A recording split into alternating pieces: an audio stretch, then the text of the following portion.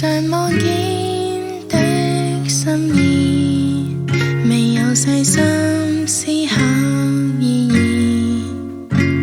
接着年月變遷，留下風雨，也終於知道舊日再關注。回頭望見一心一意，換我轉身匆匆背面。接着年月透支，流逝分秒，再不知失去問候第幾遍。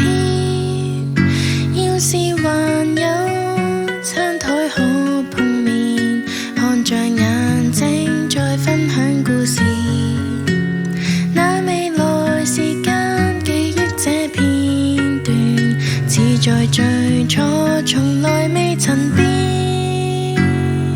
碰見你要對你說多遍，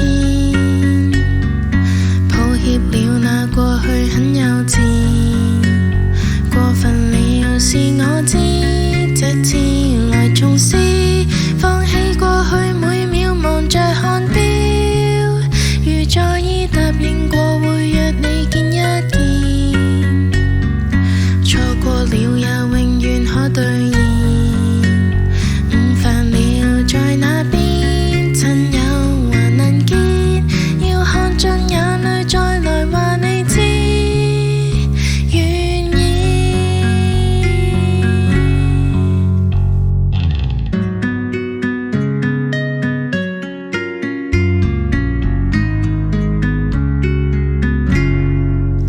如何做到一生不變，習慣每天分享故事，某日誰在告知